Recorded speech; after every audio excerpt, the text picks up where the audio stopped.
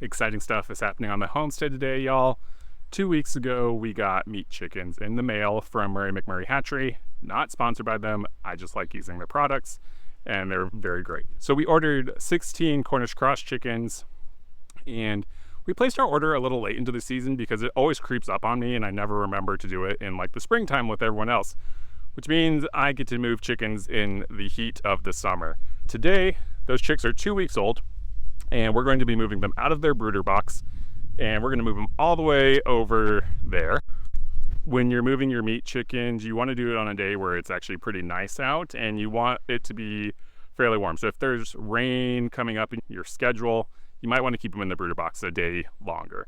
But we don't have any rain on the forecast, at least according to Apple, and it is a hot day today, so I need to get them out of the brooder. Okay, what we're going to try and do to get them out of there, well, obviously there's a hole in the top, so I'm going to reach in and grab them, but I'm going to try and transport them in, I don't know if you guys can see that, this tote. So if I can, I'll be able to get all 16 of them in there. It'll just be a quick, easy transition over into that area. Let's try and get them out. Because this tote was sitting outside, we're going to put a little bit of wood chips in. That's to make sure that any of that liquid that's in there is dry enough. Even though the chickens aren't going to be in here a long time, I don't want them getting wet. I want them to stay nice and dry the entire time.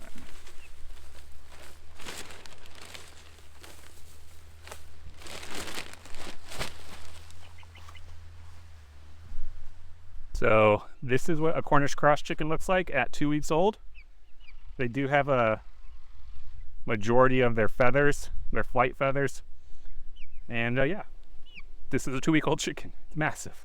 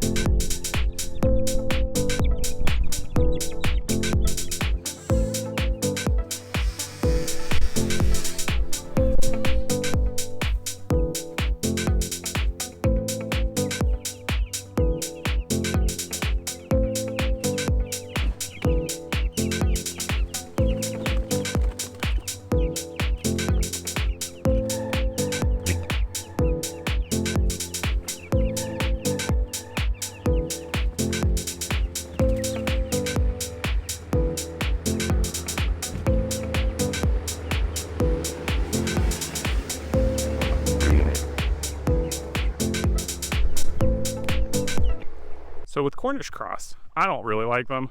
I mean, they have their pros and their cons. But with the Cornish Cross, they grow really rapidly. So we're doing 2 weeks in the brooder box, a minimum of 4 weeks on pasture, maybe even 6 on pasture.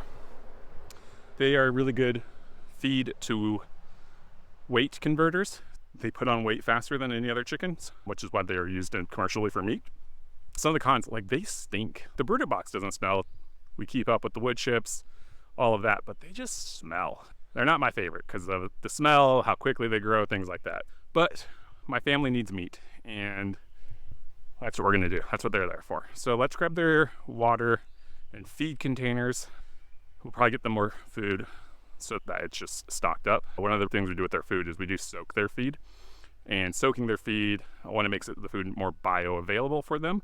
Also, you're adding moisture, so they're getting liquid. Even if they're not drinking water, they're still getting some sort of liquid in there. Okay, so like I said, we do soak their feed. It is in, I think this is a 3-gallon bucket. This bucket I got from the grocery store, so it is food safe. They had food in it, so yeah. And then, so we pour that in, we soak it.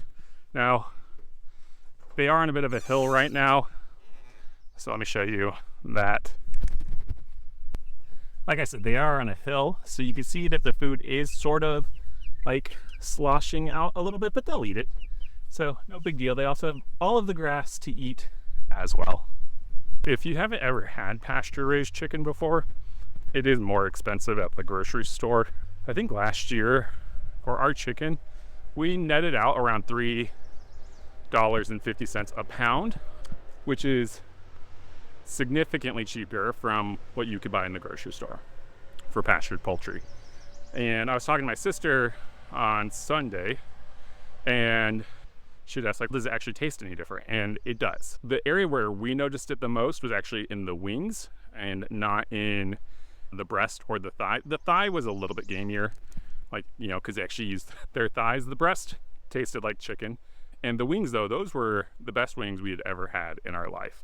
To the point where we had, I'm like, oh, let's have some wings again. We bought like Tyson farm raised wings, not good quality wings, and that chicken was disgusting. It's just, you know, it's what we have available, kind of a thing. So there is a noticeable difference. If you're thinking about starting your own meat flock, you should definitely do it. You'll taste the benefits, but it's also better chicken for you. It's healthier chicken for you, and it's healthier for the chickens as well. All right, if you like that video, go ahead and drop a comment or a like on this video. If you're not subscribed, go ahead and do that right now and watch this video right here.